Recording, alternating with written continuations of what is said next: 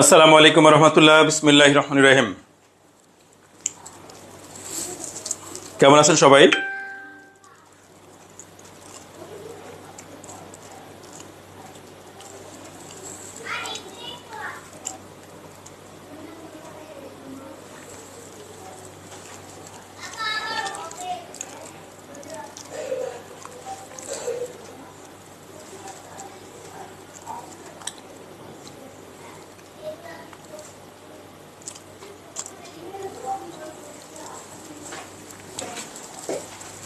ওয়ালাইকুম আসসালাম রহমতুল্লাহ।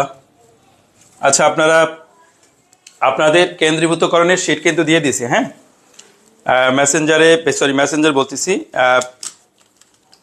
হোয়াটসঅ্যাপে দিয়ে দিছি, হ্যাঁ? হোয়াটসঅ্যাপে দিয়ে দিছি, আপনাদেরকে দিয়ে দিবে, সমস্যা নেই।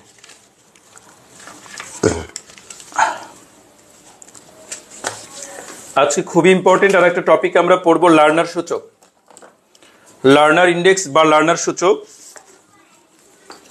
ক্লাসটা আপনাদের মেসেঞ্জার গ্রুপে শেয়ার করে দেন। ক্লাসটা আপনাদের মেসেঞ্জার গ্রুপে শেয়ার করে দেন।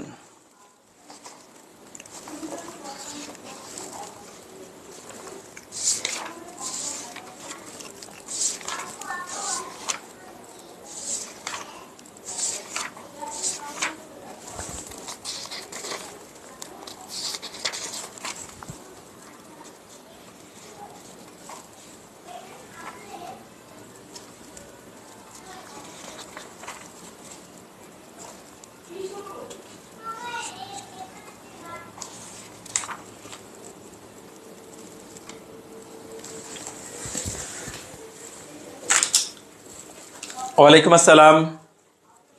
হ্যাঁ, গিনি সহগও পড়াবো, টেনশন করেন না, গিনি সহগ দেখবো ইনশাল্লাহ।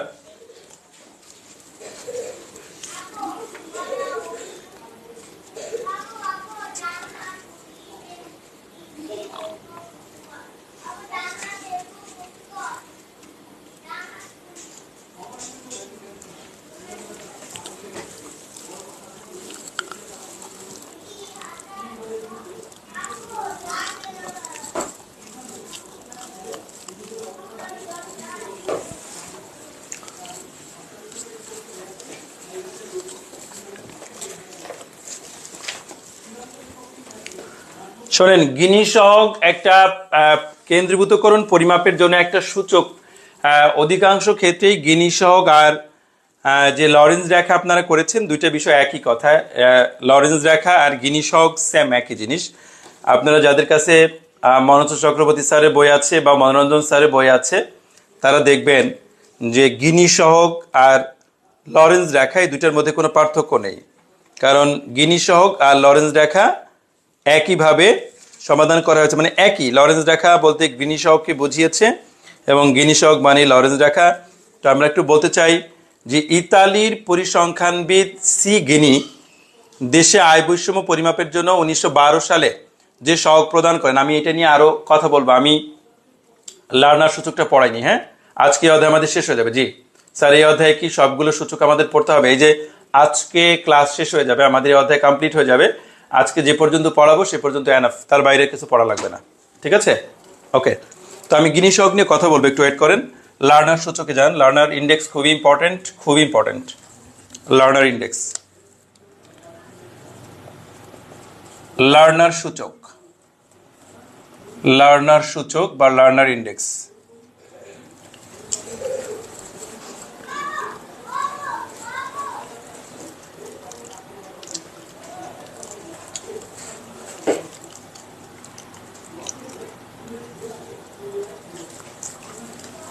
অধ্যাপক এপি লার্নার, খুব ভালো করে খেয়াল করবেন, অধ্যাপক AP learner, AP learner,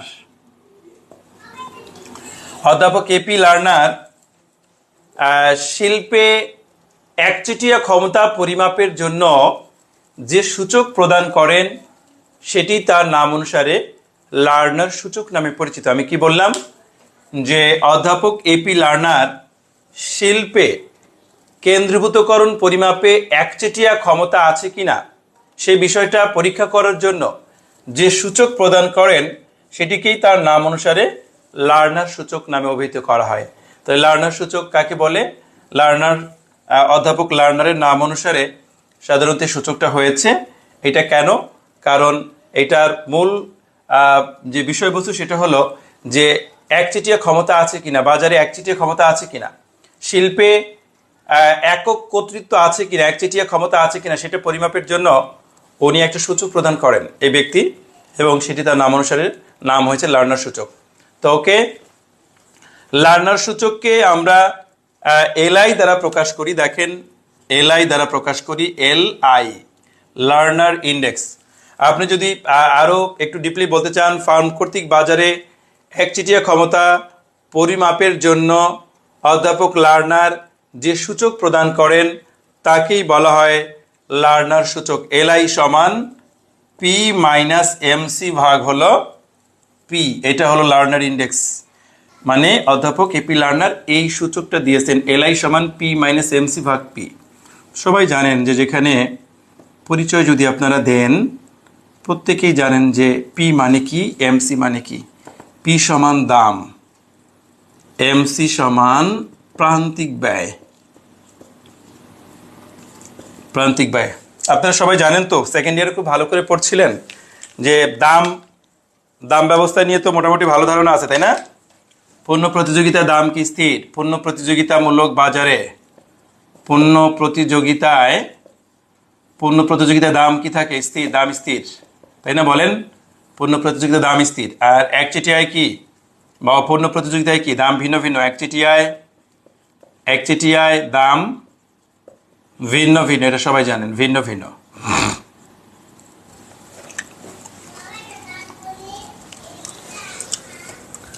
sir এল দাও, আরে বোকারা, আর স্যার বইতে এল দেওয়া আছে আর এল আই দিয়ে আমি লিখলাম, এটা কোনো ব্যাপার না।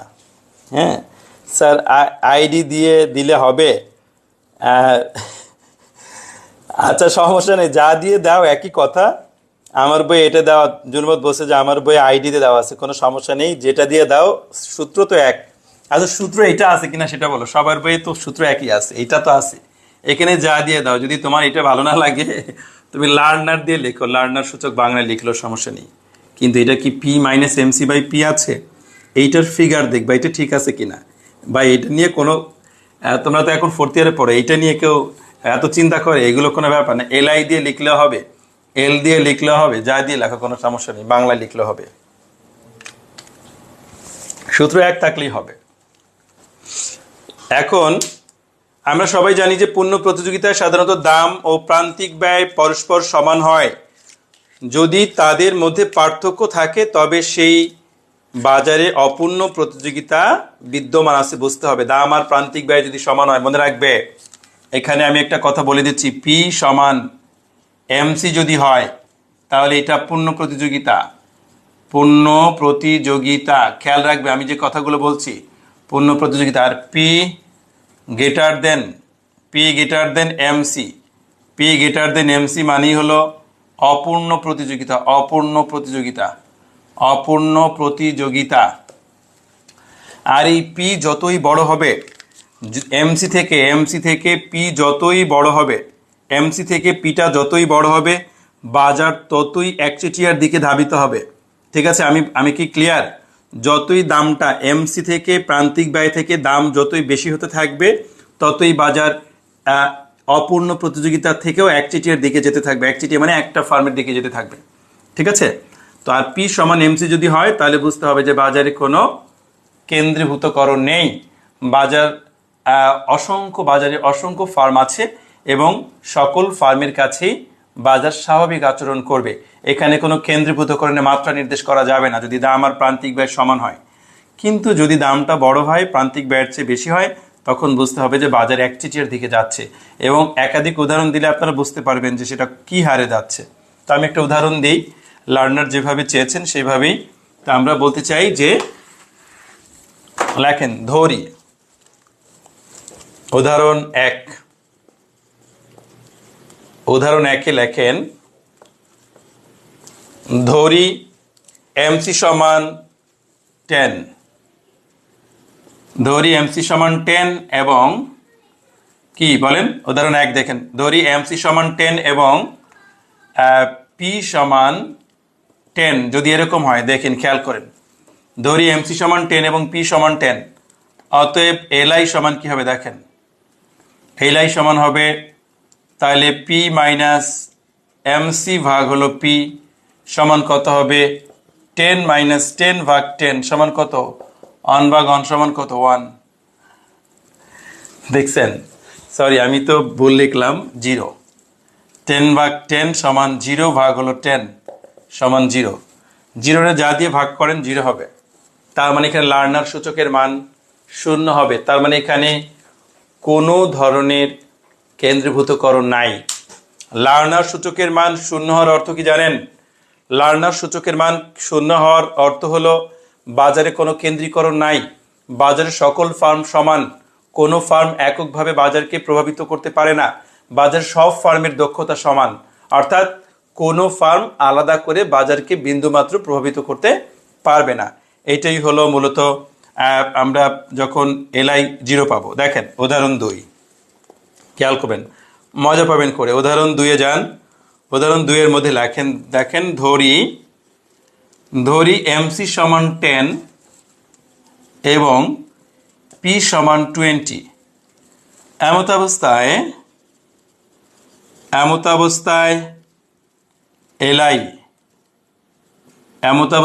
এলআই সমান পি মাইনাস এমসি ভাগ হলো পি সমান কি হবে, পি কত আছে, পি হলো 20 মাইনাস 10 ভাগ হলো 20। তাহলে কত পাচ্ছেন, 10/20 সমান 0.5। অতএব 0.5 গুণ 100 সমান 50% কেন্দ্রীভূত। দেখছেন, তাহলে বুঝতে পারছেন যে এমসি স্থির থেকে আমি মার্ক করছি, আমার যেটা নিয়ে কাজ করতে চাই এইটা স্থির থাকা অবস্থায় যখন দাম বাড়বে, দাম বাড়ছে, দেখেন আগে ছিল দাম 10 এখন 20, এমসি স্থির থাকবে। এমত অবস্থায় দাম বাড়লেই বুঝতে পারবেন যে বাজারে একচিটিয়ার দিকে যাচ্ছে। যেমন এটা যদি আপনি সামনে আরো গ্রো করেন, তাহলে এটা উদাহরণ 3 দেন, দেখেন উদাহরণ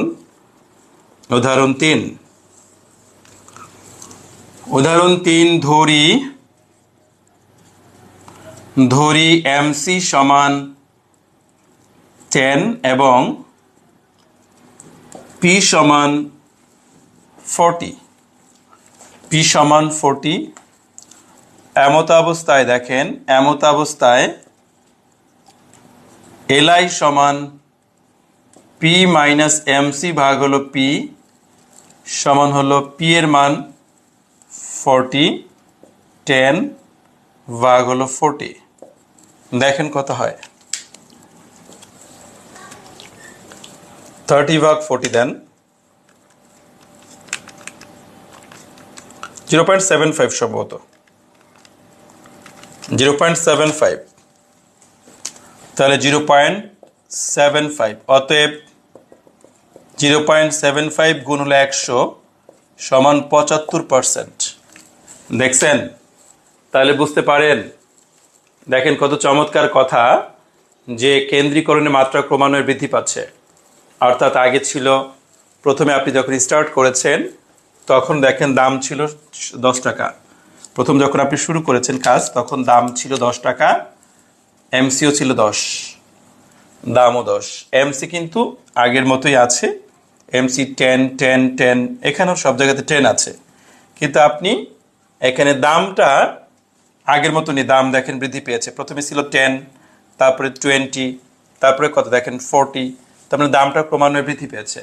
দাম যদি ক্রমান্বয়ে বৃদ্ধি পায় তাহলে আপনি নিজেও বুঝতে পারছেন যে এখানে দাম বৃদ্ধি পাওয়ার অর্থ হলো যে বাজার একচিটিয়ার দিকে যাচ্ছে।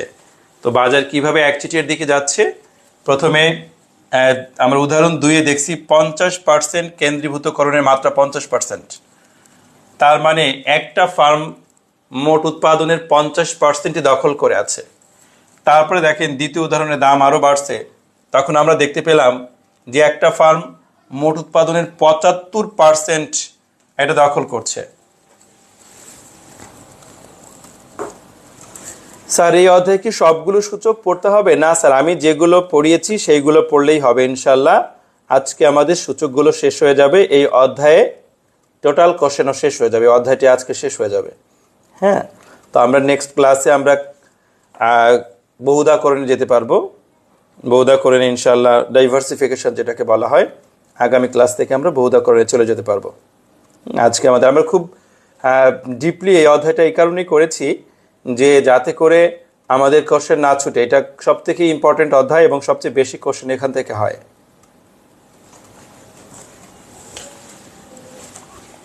তাহলে লার্নার সূচকের বিষয়টা সবাই ক্লিয়ার?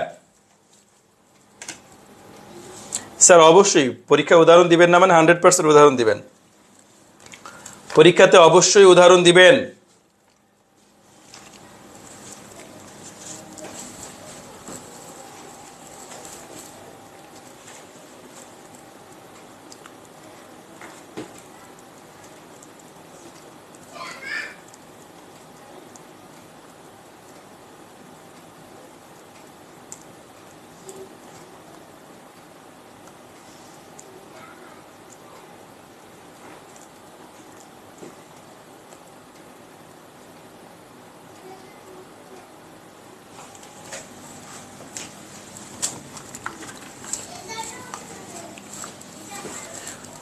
তাহলে আমরা লার্নার সূচকের বিষয়টা খুব সুন্দর করে ক্লিয়ার হলাম। লার্নার সূচকের এর পরে দেখবেন কোনো কোনো বইয়ে আবার পি মাইনাস এমসি দিয়ে একটা গাণিতিক টার্ম করার চেষ্টা করছে। এটা দেওয়ার কোনো দরকার নেই, কারণ এইটা দ্বারা লার্নার সূচকের কোনো কিছু আলাদাভাবে বোঝায় না। তো এর জন্য আমরা ওইটা নিয়ে আর কাজ করব না। আমরা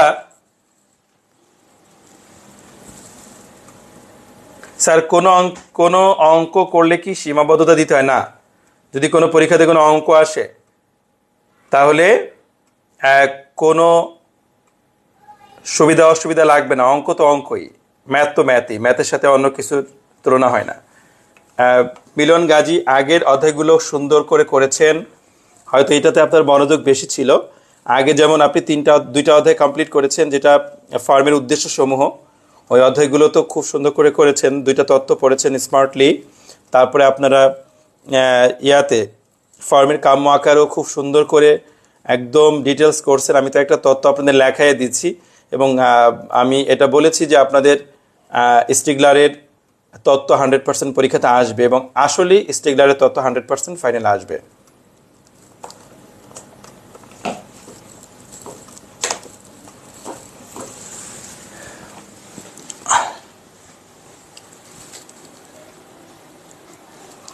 এইটার ওরকম কোনো শর্ত নাই, এটা মনে রাখবেন।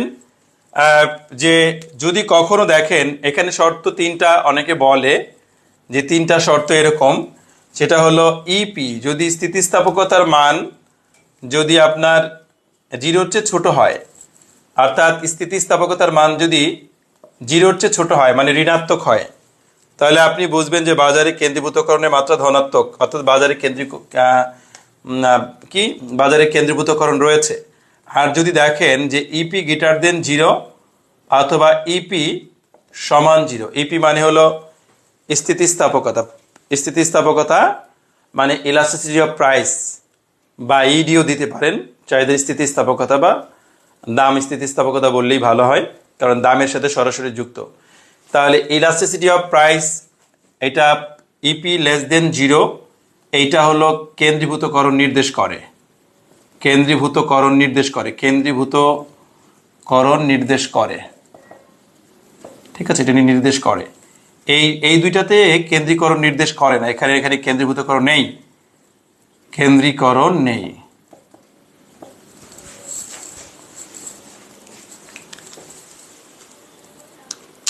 জি স্যার, লার্নার সূচক আসলে সীমাবদ্ধতা দিতে হবে, সুবিধা অসুবিধা দিতে হবে। সীমাবদ্ধতা মানে অসুবিধা।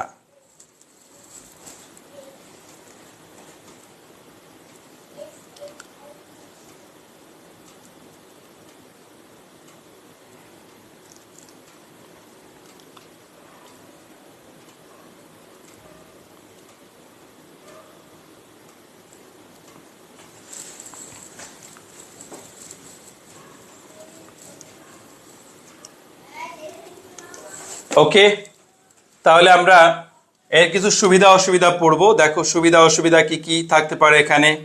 সুবিধার মধ্যে আমরা কি কি জানবো? 1 নম্বর সুবিধা হলো যে দ্রব্য বাজারের স্থিতিস্থাপকতা বিবেচনা করে বিধায় এই সূচক গ্রহণযোগ্যতা বেশি। তার মানে এইটা স্থিতিস্থাপকতা বিবেচনা করে। এই যে স্থিতিস্থাপকতার মানে একের চেয়ে ছোট, একের চেয়ে বড়, ধনাত্মক, জিরোর চেয়ে ছোট, ঋণাত্মক। অর্থাৎ স্থিতিস্থাপকতার মান যদি তোমার জিরোর চেয়ে ছোট হয়, ঋণাত্মক হয়, তখন আমরা বুঝবো যে কেন্দ্রীভূতকরণ আছে বাজারে। যদি স্থিতিস্থাপকতার মান ধনাত্মক হয় অথবা শূন্য হয়, দুইটা হলে আমরা বুঝবো যে বাজারে কেন্দ্রীকরণ নেই। তাহলে এই জন্য আমরা বলি যে 1 নাম্বার যে দ্রব্য বাজারের স্থিতিস্থাপকতা বিবেচনা করে বিধায় এই সূচকের গ্রহণযোগ্যতাটা বেশি। তারপরে এভরিওয়ান, আপনাদের সেপ্টেম্বর, আচ্ছা ওকে, ঠিক আছে। 2 নম্বরে যান, দেখেন 2 নম্বর সুবিধার মধ্যে এই সূচকের মাধ্যমে একচেটিয়া ক্ষমতা সম্পর্কে ধারণা পাওয়া যায়। এই সূচকের মাধ্যমে কি হয়? একচেটিয়া ক্ষমতা সম্পর্কে ধারণা পাওয়া যায়। তার মানে বাজারে একচেটিয়া ক্ষমতা আছে কিনা। দুইটা জিনিস, আপনি দুইটা সুবিধা খুব ভালোভাবে জানলেন। এক, যেহেতু এটা স্থিতিস্থাপকতা পরিমাপ করে সেহেতু এইটা তুলনামূলকভাবে অন্য সূচকগুলো থেকে উত্তম, ভালো। 2 নাম্বার জানলেন এই সূচক যেহেতু একচেটিয়া ক্ষমতা নির্দেশ করে, তার মানে বাজারে কেন্দ্রীকরণের মাত্রা কম না বেশি সেটা আমরা খুব সহজে বুঝতে পারি একচেটিয়া ক্ষমতার দ্বারা। তাহলে এই দুইটা হলো সুবিধা। অসুবিধা কি? অসুবিধা হলো যে এই সূচক পণ্য বাজারকে বিবেচনা করে, উপকরণ বাজারকে বিবেচনা করতে পারে না। এটি সীমাবদ্ধতা। মানে এই সূচকটা পণ্য বাজারকে বিবেচনা করতে পারে, এটা উপকরণ বাজারকে বিবেচনা করতে পারে না।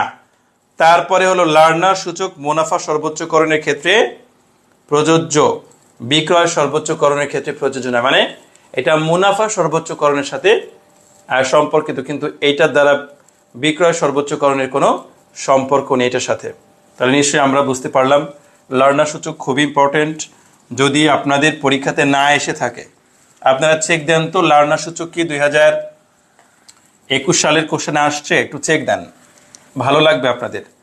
লার্নার সূচক কি 2021 সালে আসছে কিনা? আসছে?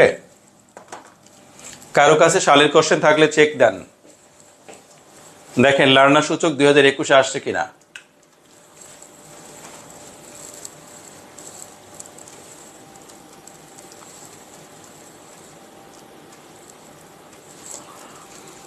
এরপরে আপনারা বলতেছিলেন যেটা গিনি সহগ, হ্যাঁ, গিনি কোএফিসিয়েন্ট বা গিনি সহগ।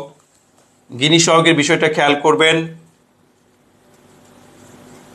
গিনি সহগ এইটা লরেন্জ রেখা, লরেন্জ রেখা, হ্যাঁ, অনেকেই এইটাকে জানে না যে এইটাই লরেন্জ রেখা। গিনি সহগ বা লরেন্জ রেখা একই সিস্টেম, একই জিনিস। আমি করি তাহলে বুঝবেন, আমার 2-3 মিনিট লাগবে এটুকু করতে, কারণ আমরা তো এটা করেছি।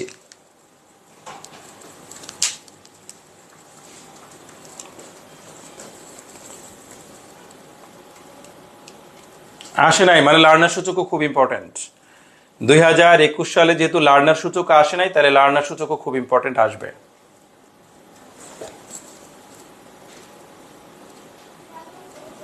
জুলমত বলছে গ বিভাগে আসছে, আপনারা বলছে আসে নাই, কি বলছেন?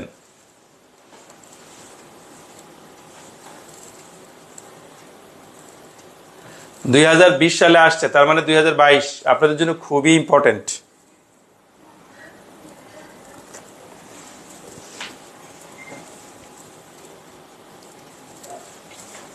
গিনি সহগ দেখেন, গিনি সহগ বা লরেন্জ রেখা আমি করেছি। আমি 1-2 মিনিট কথা বলবো। আপনাদের অনেকের কোশ্চেন ছিল যে স্যার গিনি সহগ আর গিনি সহগ কি অন্য কিছু দ্বারা প্রকাশ করা হয়? হ্যাঁ, গিনি সহগ লরেন্জ রেখা সেম একই কথা। গিনি সহগের ইতিহাসটা একটু শোনেন তাহলে ভালো লাগবে। ইতালির পরিসংখ্যানবিদ এসি গিনি দেশে আয় বৈষম্য পরিমাপের জন্য 1912 সালে যে সহগ প্রদান করেন সেটি তার নাম অনুসারে গিনি সহগ নামে পরিচিত। কে? ইতালীয় অর্থনীতিবিদ। দেখেন এই গিনি সহগের সাথে কার সম্পর্ক? গিনি নামে একজন ব্যক্তি, যার আমরা ফুল নেমটা জানি সি গিনি, সি গিনি, হ্যাঁ, সি গিনি, সি গিনি। সি গিনি একজন অর্থনীতিবিদের নাম। নামটা শুনতে একটু অন্যরকম মনে হলো। ইতালীয় অর্থনীতিবিদ সি গিনি, তিনি কোনো একটা দেশে আয় বৈষম্য আছে কিনা, আয় বৈষম্য বোঝেন? আয় বৈষম্য হলো যে গুটি কয়েক লোকের কাছে জাতীয় আয়ের বেশিরভাগ অংশ অবস্থান করা এবং রাষ্ট্রের অধিকাংশ লোকের কাছে জাতীয় আয়ের খুবই নগণ্য অংশ থাকাকে বলা হয় আয় বৈষম্য। ধরেন কোনো একটা দেশে 10% লোকের হাতে জাতীয় আয়ের 90 বা 95% আছে, যারা বৃত্তশালী, হ্যাঁ, বৃত্তশালীর 10% লোকের হাতে জাতীয় আয়ের 90-95% আছে, আর বাকি 90% লোকের হাতে জাতীয় আয়ের মাত্র 5 বা 10% আছে। তো এই যে বৈষম্য, এটার নামই হলো আয় বৈষম্য। ঠিক আছে? তো এই আয় বৈষম্য পরিমাপ করার জন্য 1912 সালে ইতালীয় অর্থনীতিবিদ সি গেনি যে সূচক প্রদান করেন, সেটি তার নাম অনুসারে গিনি সহগ নামে পরিচিত। এটাকে লরেন্স রেখাও বলা হয়। ঠিক আছে? তো লরেন্স রেখাও বলা হয়। হার্সম্যান হারফেন্ডাল সূচক আসলেও এটার ম্যাথ আসতে পারে। হার্সম্যান হারফেন্ডাল সূচক এমন একটা সূচক যেটা খ বিভাগে আসছে, দেখা গেল গ বিভাগে দিয়ে দিল, কোনোভাবেই যেন আবার বাদ দিবেন না। সবচেয়ে বেশি ইম্পর্টেন্ট হলো হার্সম্যান হারফেন্ডাল সূচক ছিল, যেহেতু এসছে, যদি বড় কোশ্চেনে এসে থাকে ছোট কোশ্চেনে আসতে পারে। তবে এবার এই যে লরেন্স রেখা, কেন্দ্রীভূতকরণ অনুপাত, লার্নার সূচক মোস্ট ইম্পর্ট্যান্ট। ঠিক আছে? কে কি স্যার?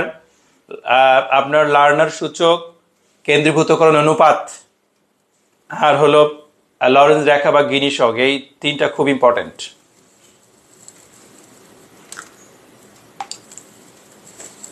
ওকে, তাহলে আপনারা গিনি সহগের সূত্রটা একটু জেনে নেন। দেখেন, গিনি সহগের সূত্র হলো গিনি সহগ জি সমান, গিনি সহগ জি সমান কি দিয়ে প্রকাশ করেছেন উনি? সমতা রেখা এবং লরেন্স রেখার মধ্যবর্তী এলাকা। সমতা রেখা, সমতা রেখা, খিসাফিয়া কিছু বলতে চাও? সমতা রেখা এবং লরেন্স রেখার মধ্যবর্তী অবস্থা। সমতা রেখা ও লরেন্স রেখার মধ্যবর্তী অবস্থা, মধ্যবর্তী অবস্থা, সমতা রেখা ও লরেন্স রেখার মধ্যবর্তী অবস্থা। আর একটা হলো সমতা রেখার নিচে নির্দেশিত ত্রিভুজের ক্ষেত্রফল। সমতা রেখার নিচে, সমতা রেখার নিচে, সমতা রেখার লাগাই দাও, সমতা রেখার নিচে নির্দেশিত ত্রিভুজের ক্ষেত্রফল। সমতা রেখার নিচে নির্দেশিত ত্রিভুজের ক্ষেত্রফল, ত্রিভুজের ক্ষেত্রফল, বাস। ওকে স্যার, এটার কি চিত্র আঁকতে হবে? জি স্যার, মাস্ট, চিত্র তো মাস্ট।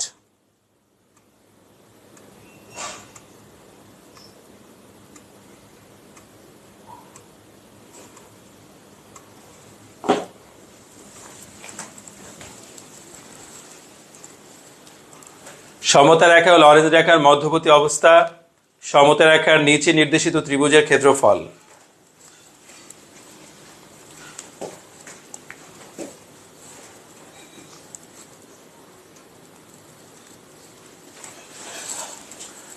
এটা কে বলছে? এটা গিনি বলছেন। অর্থাৎ গিনি সহগ আসলে মূলত এইভাবে অ্যান্সার করবেন। আর একটা কথা হলো, লরেন্স রেখার যে চিত্র আপনি এঁকেছেন একদম সেম একই কথা, একই চিত্র গিনি সহগে আঁকা হয়েছে। ঠিক আছে? তো এর জন্য অনেকেই লরেন্স রেখা আর গিনি সহগ আলাদা কিছু মনে করে না, একই বিষয়। এই জন্য আমি দেখেন ডান দিকে বলেছি লরেন্স রেখা বা গিনি সহগ। লরেন্স রেখা আসলে আপনি লরেন্স রেখা দিয়ে আগে যেভাবে পড়েছি পড়বেন। আর যদি গিনি সহগ আসে তাহলে সূচক টুচকগুলো, অর্থাৎ গিনি সহগ কি বলছেন, নাম গিনি, গিনি কথা বলবেন। এই যে এখন যা যা বলছি এগুলো বলবেন। হ্যাঁ, এটা হয়তো শিটে পাবেন না, এটা বইয়ের থেকে করবেন।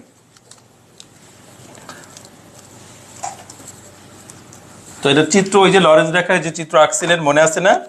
লরেন্স রেখা কোন চিত্র আঁকছিলেন? লরেন্স রেখা মনে আছে? লরেন্স রেখা একটা বর্গক্ষেত্র করেছিলেন, বর্গক্ষেত্র করেছিলেন। সেখানে আপনারা এইরকম সোজা একটা রেখা দিয়েছিলেন, একদম স্ট্রেট একটা রেখা দিয়েছিলেন। আচ্ছা, এইটা তাহলে একটু ইয়া করতে হবে সোজা দিতে গেলে আমাদের। ওকে, তো এইটা সোজা দেওয়ার পরে এই যে দেখেন, এইটাই বলেছে মূলত, এই যে এটা লরেন্স রেখা, এই যে এটা লরেন্স রেখা, এটা লরেন্স রেখা, আর এটা হলো সমানুপাতিক রেখা। হ্যাঁ, সমানুপাতিক রেখা, সমানুপাতিক রেখা। এটা লরেন্স রেখা, এটা সমানুপাতিক রেখা। এইটা ও, এটাও প্রাইম, এটা এ। সাধারণত পার্সেন্টেজ করা হয় যে 20%, তারপরে 25-25 করে দেন তাহলে ভালো। 25, 50, 75, 100। 25%, 50%, 75%, 100%। চিত্র আমি দেখাইছি আগে, এই জন্য এটা নিয়ে বেশি সময় আমরা ব্যয় করতে চাই না। 75, 50, 25, 25%, 50%, 75%, 100%, বাস। ওকে,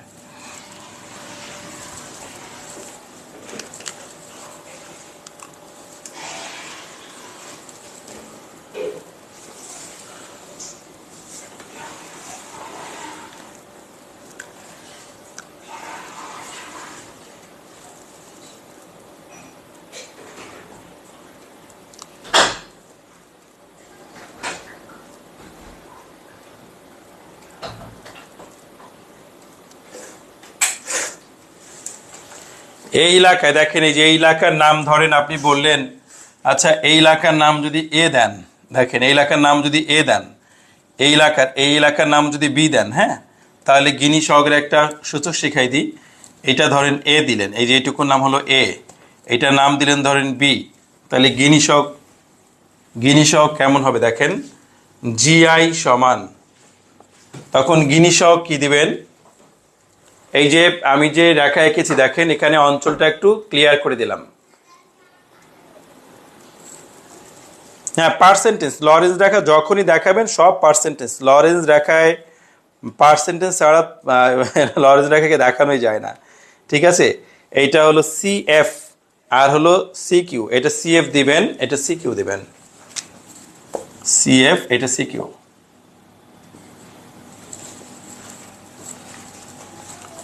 মাস্ট পার্সেন্টেজ।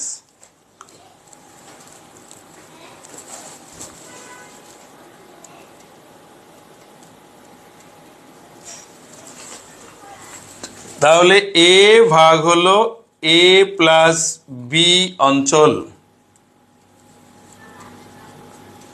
এটা হলো গিনি সহগ এ। এ ভাগ এ মানে এইটা ভাগ হলো এ প্লাস বি, এই দুইটা অঞ্চল। তার মানে এই অঞ্চলটাকে ভাগ দিবেন এই অঞ্চল প্লাস এই অঞ্চল দ্বারা, এটাই হলো গিনি সহগ। এ ভাগ হলো এ প্লাস বি অঞ্চল, ঠিক আছে? এটা হলো গিনি সহগ।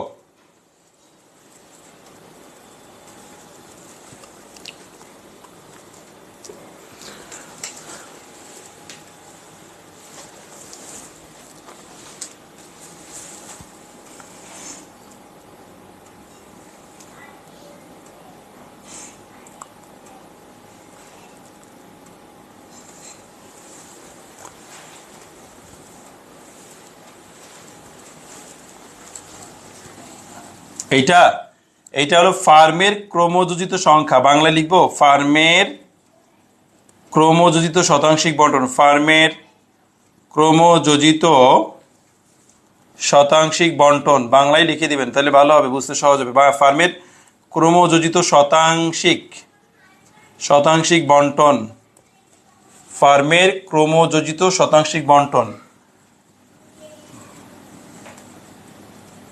বাজার শেয়ারের ক্রমযোজিত শতাংশিক, বাজার শেয়ারের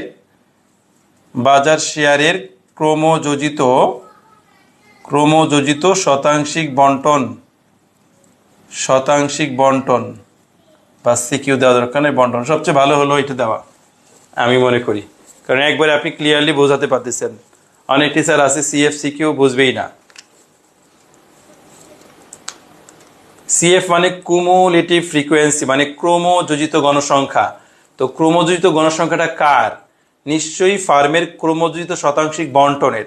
তো এর জন্য এটা বলা ক্লিয়ার না, যেটা এখন লিখেছি এটা বলা সবচেয়ে বেশি বেস্ট, যে ফার্মের ক্রমযোজিত শতাংশিক বন্টন আর বাজার শেয়ারের ক্রমযোজিত শতাংশিক বন্টন, সব থেকে উত্তম লেখা এই দুইটা।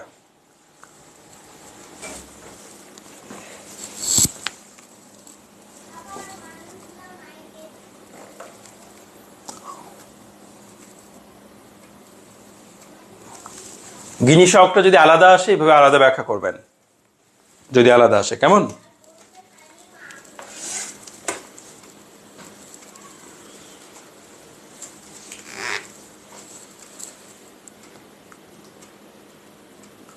স্যার এই অধ্যায়ের শীটটা দিছি এই অধ্যায়ের শীটটা জিনিয়াকে দিয়েছি আজকে বিকালে, সন্ধ্যার একটু আগে দিয়েছি। ও আপনাদেরকে ক্লাস শেষে পিডিএফ করে দিবে, আপনাদের ক্যাপ্টেনের কাছে দিয়েছি। তো এই ক্লাস শেষে আপনাদেরকেও পিডিএফটা দিয়ে দিবে। হ্যাঁ,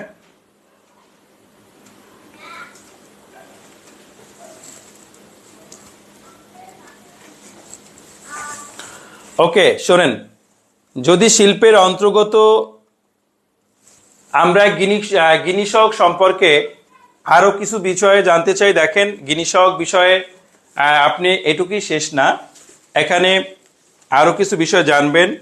যেমন, যদি শিল্পের অন্তর্গত সকল ফার্ম একই অনুপাতে উৎপাদন করে, তার মানে এখানে গিনি সাহেব, ইতালীয় অর্থনীতিবিদ গিনি সাহেব বলেছেন যে যদি শিল্পের অন্তর্গত সকল ফার্ম একই অনুপাতে উৎপাদন করে তবে লরেন্জ রেখা সমতা রেখায় পরিণত হবে। তখন চিত্রের প্রেক্ষিতে যে এ আছে, অর্থাৎ আমরা যে, মানে উনি গিনি সাহেব বলছেন যদি কোনো কেন্দ্রীকরণ না থাকে, যদি সকল ফার্ম সমান উৎপাদন করে, তাহলে রেখা হবে ও প্রাইম রেখা, বা ও প্রাইম রেখা হবে, স্ট্রেট রেখা হবে। মানে বাজারে কোনো কেন্দ্রীভূতকরণ নেই, বাজারে কোনো কেন্দ্রীকরণ নেই। এটা কে বলছেন? এটা ইতালীয় অর্থনীতিবিদ গিনি বলছেন। তারপরে বলছেন শিল্পক্ষেত্রে বড় ফার্মের আধিপত্য যত বাড়বে ততই সাধারণত এই ও প্রাইম রেখাটা ও প্রাইম থেকে দূরে সরে আসবে। কে বলছে? গিনি। যে যতই শিল্পে বড় ফার্মের আধিপত্য বাড়ে, যদি শিল্পে বড় ফার্মের আধিপত্য বাড়া মানে কি? বাজার দখল ক্ষমতা বাড়ে, অর্থাৎ বড় ফার্মগুলো বাজারকে দখল করতে চায়, বাজার তার নিজের নিয়ন্ত্রণে নিয়ে আসতে চায়। যদি এমন কন্ডিশন থাকে তাহলে যতই এই প্রবণতা বেড়ে যাবে, অর্থাৎ এই প্রবণতা বাড়লেই ততই এই লরেন্স রেখাটা এই রেখার থেকে দূরে সরে আসবে। আর যদি এই রেখাটা এই রেখার নিকটবর্তী হতে থাকে তাহলে বুঝতে হবে যে এখানে বড় ফার্মগুলোর কর্তৃত্ব নাই বা কমে যাচ্ছে। তো এর জন্য এই ও প্রাইম রেখা যতই এই রেখা থেকে সরে যাবে, দূরে সরে যাবে, ততই বড় ফার্মের কর্তৃত্ব বাড়বে, মানে একচেটিয়া ক্ষমতা বেড়ে যাবে, তখন কেন্দ্রীকরণের মাত্রাও বেড়ে যাবে। তো নিশ্চয়ই কথাগুলো বুঝতে পেরেছেন। তারপরে হলো বিবেচ্য শিল্পে ফার্মের সংখ্যা একটি হলে সম্পূর্ণ বাজার একচেটিয়া হবে, অর্থাৎ পুরা 100% কেন্দ্রীকরণ হবে। সেই ক্ষেত্রে সাধারণত এই রেখাটা ভূমি অক্ষের সাথে স্পর্শ হয়ে যাবে, অর্থাৎ ও প্রাইম রেখাটা ভূমি অক্ষের সাথে স্পর্শ হয়ে যাবে, তখন বাজারে শতভাগ কেন্দ্রীভূতকরণ হয়ে যাবে। তো এই ছিল আমাদের গিনি সহগের কিছু সীমাবদ্ধতাও আছে। যখন এগুলো আসে তখন আমাদের সীমাবদ্ধতা সহকারে লিখতে হয়। ভালো মার্কস আপনারা, আমি শুধু আপনাদের বলছি, দেখেন এই যে ইন্ডাস্ট্রিয়াল ইকোনমিক্স আপনি যেভাবে পড়বেন, যেভাবে আপনাদের ক্লাস দিচ্ছি, যদি এভাবে পড়েন প্রত্যেকেই দেখবেন A+ পাবেন এটাতে। আপনাদের এরপরে আপনাদের যে মানি ব্যাংকিং ফিনান্স পড়বেন, এখানে A+ পাওয়ার খুব সম্ভাবনা। তারপরে আপনি যখন ওই যে রিসার্চ ম্যাথোলজি পড়বেন, সেটাতে আপনার খুব ভালো রেজাল্ট করার সম্ভাবনা। A+, যদি ম্যাথ বেশি আসে A+, ম্যাথ কম আসলে তখন দেখা যায় A+ নাও আসতে পারে।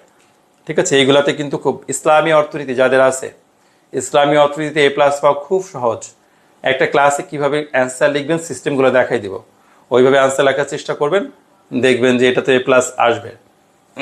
আপনারা যারা থার্ড ইয়ারে ছিলেন, আমরা একসাথে থার্ড ইয়ার যারা কাটিয়েছিলাম লোটাস ব্যাচে, দেখবেন থার্ড ইয়ারে যারা খুব ভালো পড়াশোনা করেছেন তাদের রেজাল্টও দেখবেন অনেক গর্জিয়াস রেজাল্ট হবে, খুব ভালো রেজাল্ট হবে। রেজাল্ট হোক তখন দেখবেন যারা ঠিকমতো লিখতে পেরেছেন বা পড়াশোনা করছেন। কারণ যারা পড়াশোনা করেন নাই বাট ব্যাচে ভর্তি ছিলেন, তাদের কি কোনোভাবে রেজাল্ট ভালো সম্ভব? পড়াশোনা করতে হবে। তো আমি আশা করি লোটাস ব্যাচের ম্যাক্সিমাম ভালো করবে।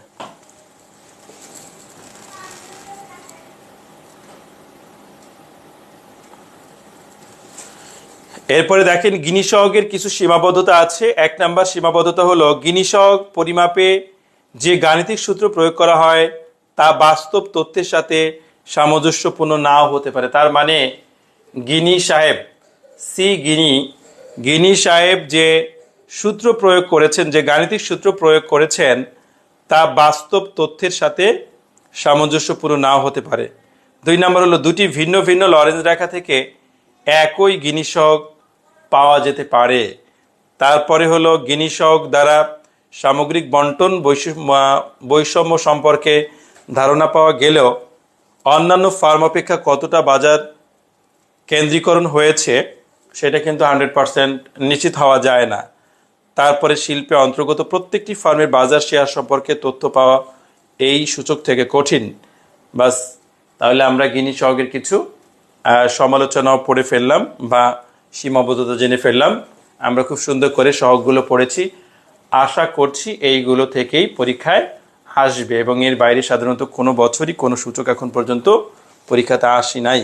এবং যদি আপনারা এক্সট্রা অর্ডিনারি কেউ থাকেন বা খুব বেশি ভালো জানতে চান, দয়া করে তারা উটনের সূচক 1 বা 2 বার পড়বেন। উটন সূচক আছে, উটন সূচক পড়বেন। হ্যাঁ, পড়লে না সমস্যা কি, পড়লে তো আর আপনার কেউ পড়াশোনা নিয়ে যাবে না, ঠিক আছে। তারপরে হলো আরও আছে রোথচাইল্ড সূচক, হ্যাঁ একটু দেখবেন।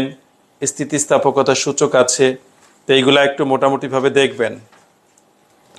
তারপরে হলো হোরবাত সূচক আছে, বিচ্যুতি পরিমাপ আছে, এগুলা একটু দেখলেন। হ্যাঁ, এগুলা দেখলে কোনো সমস্যা নেই। লরেন্জ রেখা আসলে শুধু লরেন্জ রেখার আলাদা আনসার দিবেন। গিনি সহগ আসলে গিনি সহগের আলাদা, আমি আলাদা করেই পড়ালাম, কিন্তু দুইটা মূলত একই চিত্র দিয়ে ব্যাখ্যা করা হয়েছে, বাট দুইটা পদ্ধতি তাহলে আমরা আলাদা করে ফেললাম, ঠিক আছে।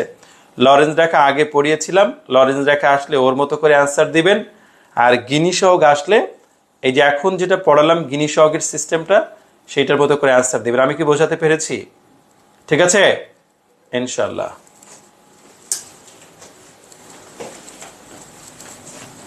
এক অ্যান্সার দিবেন না, এই জন্য তো এই যে সূচক টুচক লিখলাম। লরেন্জ রেখা তো সূচক লেখা লাগে না, শুধু রেখাই।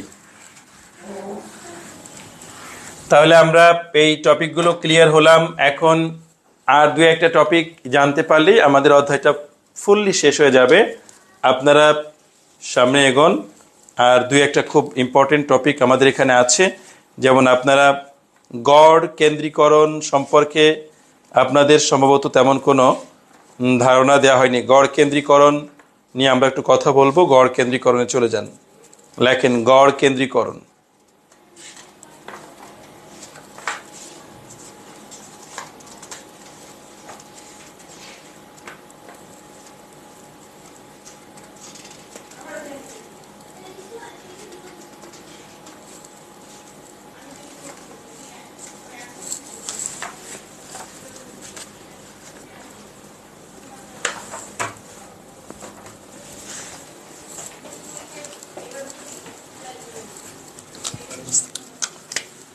লেখেন গড় কেন্দ্রীকরণ। মাঝে মাঝে পরীক্ষাতে আসে গড় কেন্দ্রীকরণ। গড় কেন্দ্রীকরণ কি ব্যাখ্যা করো। গড় কেন্দ্রীকরণ 2 ভাবে পরিমাপ করা যায়। গড় কেন্দ্রীকরণ হলো একক শিল্পের ক্ষেত্রে গড় কেন্দ্রীকরণ, একক শিল্পের ক্ষেত্রে গড় কেন্দ্রীকরণ। আর 2 নম্বরে হলো সমগ্র শিল্পের ক্ষেত্রে গড় কেন্দ্রীকরণ। সমগ্র শিল্প সমূহের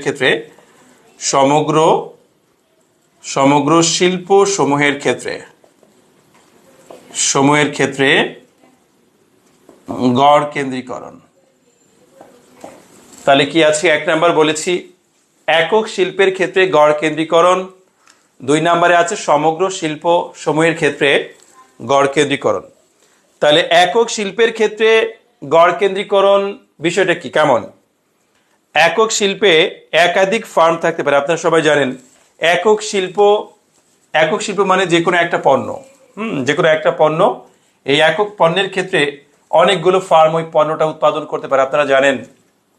যেমন দেখেন, যদি আমি ধরেন বলি ওষুধ শিল্প, এটা কিন্তু একক শিল্প না। একক শিল্প, ওষুধ তো অনেকগুলো ওষুধ আছে, শুধু কি একটা ওষুধ আছে বলেন? ওষুধ শিল্প যদি আমি বলি যে সমগ্র শিল্পের সমূহের ক্ষেত্রে গড় কেন্দ্রীকরণ, কারণ ওষুধের অনেকগুলো ভ্যারাইটিস আছে, মানে শত শত শত শত আছে। তো এরকম 1 নং ওষুধ, 2 নং, 3 নং, এরকম বিভিন্ন রকমের আছে, এই জন্য সমগ্র শিল্প এটা। আবার দেখেন কোন একটা একক শিল্পের ক্ষেত্রেও গড় কেন্দ্রীকরণ হতে পারে। তো আপনাদের এটা বোঝানোর জন্য আমি একটা টেবিল নিব, তো আমি আসতেছি।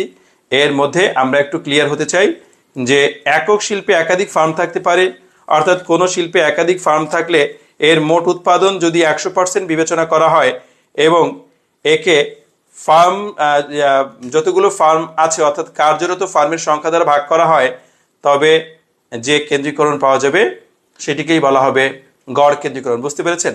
মানে একক শিল্পের ক্ষেত্রে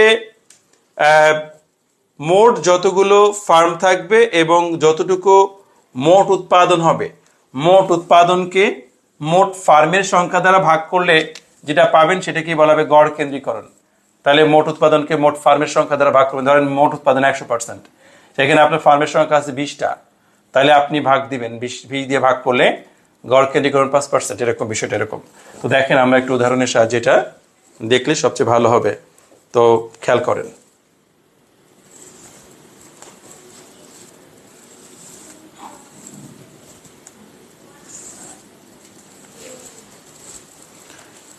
শিল্প হলো আছে ধরেন ABCD। শিল্প হলো এ ধরনের একটা একক শিল্প, বি একটা একক শিল্প, সি একটা একক শিল্প, ডি একটা একক শিল্প। তাহলে ABCD। ফার্মের সংখ্যা ধরেন আছে এখানে, ফার্মের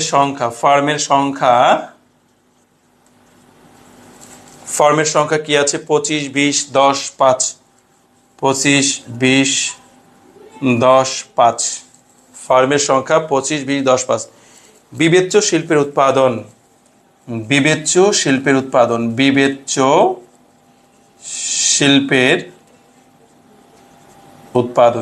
শিল্পের উৎপাদন, তারপরে হলো গড় কেন্দ্রীকরণ।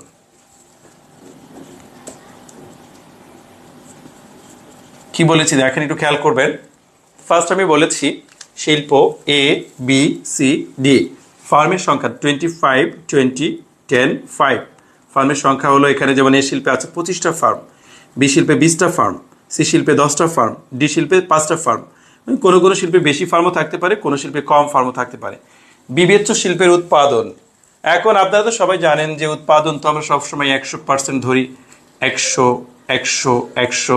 তাহলে বিবেচ্য শিল্পের উৎপাদন 100, 100 করে আমরা ধরি, সাধারণত সবগুলোতে 100% করে ধরা হয়। গড় কেন্দ্রীকরণ দেখেন কত পার্সেন্ট। আপনি যদি গড় কেন্দ্রীকরণ এখানে বলেন, এটা পার্সেন্টেজ দিলে দিয়ে দেন, সমস্যা নেই, কোনো সমস্যা নেই, দিতে পারেন। গড় কেন্দ্রীকরণ মানে কি? আপনি ভাগ দিবেন, তো 100-25 দিয়ে ভাগ করলে 4%, 100-20 দিয়ে ভাগ করলে 5%, 110 দিয়ে ভাগ করলে 10%, 105 দিয়ে ভাগ করলে 20%। তার মানে এইটি হলো গড় কেন্দ্রীকরণ। তার মানে যতই শিল্পে ফার্মের সংখ্যা, কোনো একটা শিল্পে ফার্মের সংখ্যা যতই বেশি হবে ততই কেন্দ্রীকরণ কমবে, গড় কেন্দ্রীকরণ কমে যাবে। যতই ফার্মের সংখ্যা কমে যাবে গড় কেন্দ্রীকরণ ততই বেড়ে যাবে। এটা হলো একক শিল্পের ক্ষেত্রে গড় কেন্দ্রীকরণ। কত চমৎকার উদাহরণ দেখছেন, খুব সহজেই। হ্যাঁ, তাঁত শিল্প অবশ্যই একক শিল্প বলতে পারেন, সমস্যা নেই। তাঁত শিল্প একক শিল্প।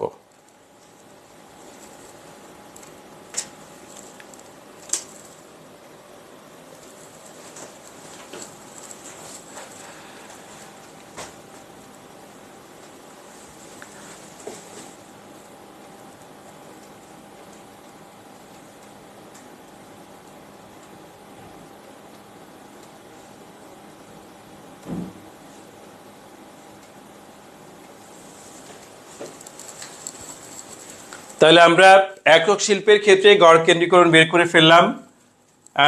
তো এটা ওরকম বোঝানো তেমন কিছু না, সবাই মানে একদম আমি টেবিল করার সাথে সাথে আপনারা বুঝতে পেরেছেন যে এখানে একক শিল্প 4টা শিল্পকে ধরেছে। এটাও একটা একক শিল্প, এটাও একটা একক শিল্প, এটাও একটা একক শিল্প, এটাও একটা একক শিল্প। তো একক শিল্পে আমরা দেখলাম যে ফার্মের সংখ্যা যখন বেশি হয় তখন তার কেন্দ্রীভূতকরণ কম হয়। ফার্মের সংখ্যা যতই আস্তে আস্তে, যেমন বি শিল্পে ফার্মের সংখ্যা এ শিল্প থেকে কম, এই জন্য মানে দেখেন এখানে গড় কেন্দ্রীকরণ বৃদ্ধি পেয়েছে। এবার দেখেন একদম লাস্টে ডি তাই এখানে ফার্মের সংখ্যা একেবারেই কম, তার মানে এখানে গড় কেন্দ্রীকরণ অনেক বৃদ্ধি পেয়েছে 20%। তাহলে এইভাবে ফার্মের সংখ্যা যত বাড়বে ততই গড় কেন্দ্রীকরণ কমে যাবে, আর ফার্মের সংখ্যা কমলে গড় কেন্দ্রীকরণ বেড়ে যাবে। তাহলে আমরা একক শিল্পের ক্ষেত্রে গড় কেন্দ্রীকরণ বুঝতে পারলাম। সমগ্র শিল্পের ক্ষেত্রে গড় কেন্দ্রীকরণ হলো যে কোনো একটা শিল্পের সমগ্র যে পণ্য থাকে সেই সমগ্র পণ্য উৎপাদন করে যতগুলো ফার্ম, সেই সমগ্র পণ্যের উৎপাদনকে সকল ফার্মের সংখ্যা দ্বারা ভাগ করলে এখানে সমগ্র শিল্পের গড় কেন্দ্রীকরণ পাওয়া যায়। তো এর জন্য এটা বলা হয় যে অর্থনীতিতে বহু শিল্প কার্যরত থাকে, এসব শিল্পের মোট উৎপাদনকে শিল্পের সংখ্যা দ্বারা ভাগ করলে সার্বিক গড় কেন্দ্রীকরণ নির্ণয় করা সম্ভব। এক্ষেত্রে একক শিল্পের ন্যায় গড় কেন্দ্রীকরণ নির্ণয় করা যাবে। তাহলে আমরা খুব সুন্দর করে এই অধ্যায়টা কমপ্লিট করলাম। আপনারা সবাই মোটামুটিভাবে এই অধ্যায় ভালো পারবেন আমি মনে করি, কারণ এই অধ্যায় প্রত্যেকেরই খুব ভালো করে কনসেপ্ট মানে ক্লিয়ার হয়ে গেল। কি পারবেন না বলেন? পারবেন না ইনশাল্লাহ। বাকি 2-4টা থিওরি কোশ্চেন থাকলে নিজেরা পড়ে ফেলবেন। আমাদের একদম খুব সুন্দর করে আমরা ফার্স্ট টু লাস্ট ক্লিয়ার হওয়ার চেষ্টা করেছি এবং খুব ভালোভাবে জানারও চেষ্টা করলাম। শিল্পের কেন্দ্রীভূতকরণটা যেভাবে শিখলেন ঠিক এর পরের অধ্যায়টাও এভাবে শিখবেন। এর পরের অধ্যায়ে আমরা বহুধাকরণ নিয়ে কথা বলবো, কাজ করব। তা আমরা বহুধাকরণ যেহেতু পড়বো, আজকে আর বহুধাকরণ নিয়ে আমরা কথা বলছি না, কারণ নতুন অধ্যায় নতুন ক্লাসই হবে, তাহলে আমাদের জন্য সুবিধা হবে। সবার কেমন বলেন? সবার আপনাদের তো অনেক সময় খোঁজ খবর নিতে পারি না, কেমন কেমন করছেন পড়াশোনা বলেন? আপনারা একটা করে বই কিনছেন? আচ্ছা, একটা করে আগে কিনেন। শোনেন, ইনভেস্টমেন্ট একটু বেশি করেন, 4th ইয়ারে 2টা করে বই কিনবেন, রিকোয়েস্ট করছি আপনাদের জন্য। এখন একটা করে কিনলেও এরপরে 2টা করে বই কিনবেন, মানে আর একটা করে কিনবেন। এটা আপনাদের জন্য, আপনাদের ভালোর জন্যই বলছি। আচ্ছা আমি বলেন, আপনারা ভালো রেজাল্ট করলে আপনাদের লাভ নাকি আমার লাভ? আপনাদের লাভ। আপনারা সবাই 4th ইয়ারের বিষয়টা একটু সেন্সিটিভ। দেখেন, আমি যে পেছনের অভিজ্ঞতা থেকে বলছি, আপনাদের অনেকেই আছেন, মিতু আপুরে জিজ্ঞেস করবেন, দেখবেন মিতু আপুদের ব্যাচের অনেকেই আছে যারা 4th ইয়ারে, যে জাহিদ ভাইদের ব্যাচে অনেকেই আছে যে 4th ইয়ারে যারা যারা বেশি পয়েন্ট পেয়েছে তাদের দেখবেন যে সিজিপিএটা বেড়ে গেছে, কারণ 4th ইয়ারে 10টা সাবজেক্ট, এটার গুরুত্ব বেশি। 4th ইয়ারে 10টা সাবজেক্ট, এটার গুরুত্ব বেশি। এখন যদি আপনি জিপিএ বেশি পান 4th ইয়ারে, সিজিপিএটা বেড়ে যাবে। তো এর জন্য সিজিপিএটা 3 এর উপরে রাখা কতটা গুরুত্বপূর্ণ, যখন চাকরির পরীক্ষা দিবেন তখন বুঝতে পারবেন। মানে এখন হয়তো আমার কথাগুলো আপনাদের এতটা মানে ওইভাবে গুরুত্বপূর্ণ লাগছে না, তখন লাগবে, দেখবেন যে অনেক চাকরিতে অ্যাপ্লাই করতে পারবেন না, প্রাইভেট জবগুলোতে। তো এর জন্য মোটামুটিভাবে 3 তো রাখতেই হবে। আপনি হয়তো লবিং করবেন, তো লবিং যাই করেন না কেন, চাকরির তো একটা যোগ্যতাও লাগবে, যে আপনার ন্যূনতম যে যোগ্যতা সেটা আছে কিনা। তো এর জন্য খুব ভালো করে পড়েন, আশা করি নিরাশ হবেন না। 2টা করে বই রাখবেন।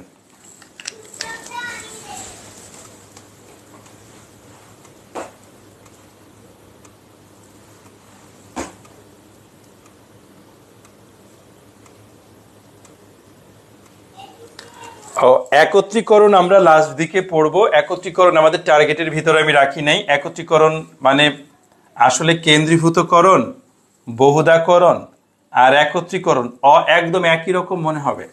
তা আমি একত্রীকরণটাকে আলাদা রাখবো, এটাকে অ্যান্সার আমরা করব না, এই জন্য এটাকে আমি আলাদা রাখবো। এই জন্য এটা লাস্ট ক্লাসে শুধু আমি দেখবো, একটা ক্লাসে, ঠিক আছে? একত্রীকরণটাকে আমরা 5টা সেট যে অ্যান্সার করব, এই 5টা সেটের মধ্যে আমি একত্রীকরণকে ধরি নাই। হ্যাঁ, একত্রীকরণকে আমি এই জন্য ধরি নাই, আপনারা দেখবেন পড়লে বহুধাকরণ, স্থানীয়করণ, কেন্দ্রীভূতকরণ, একত্রীকরণ, এই চারটা মিলাই ফেলবেন। তো এই জন্য একত্রীকরণটা আমরা এক্সট্রা আকারে রাখবো, এটাকে আমরা অ্যান্সারের মধ্যে রাখতেছি না, কারণ আপনারা পরীক্ষার সময় গোলানোর চান্স সবচেয়ে বেশি। হ্যাঁ, এর জন্য এইটাকে আমরা লাস্ট ক্লাসে, একটা ক্লাসে মাত্র দেখাবো আমি একত্রীকরণের বেসিক বেসিক জিনিসগুলো। এইটা আমাদের মানে অ্যান্সারের বাইরের অধ্যায় এইটা, আর হলো প্রথম অধ্যায়, এই দুটো আমরা পড়বো ঠিকই, বাট আমাদের অ্যান্সারের বাইরে রাখবো। আমাদের তো 8টা সেট আসবে, 5টা অ্যান্সার করতে হবে, তাহলে এইখান থেকে একটা ওইখান থেকে একটা আমরা অ্যান্সার করবো না, তারপরও আমরা আরো 6টা সেট পাবো। বুঝতে পেরেছেন ইনশাল্লাহ?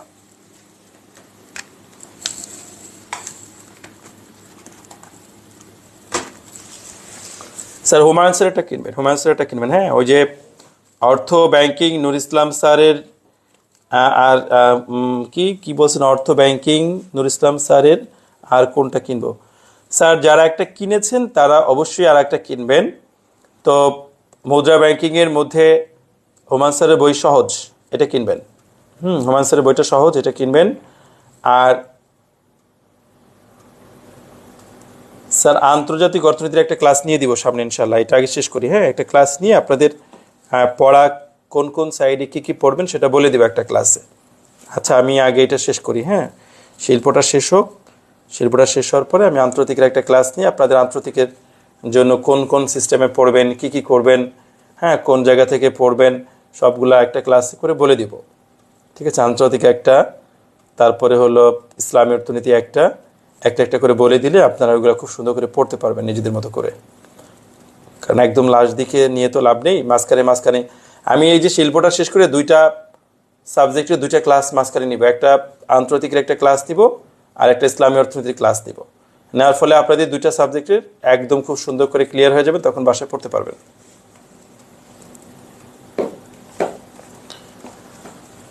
এই হলো কথা। তো ঠিক আছে, ইনশাল্লাহ আগামী ক্লাসে আমাদের দেখা হচ্ছে শিল্পের বহুধাকরণ নিয়ে।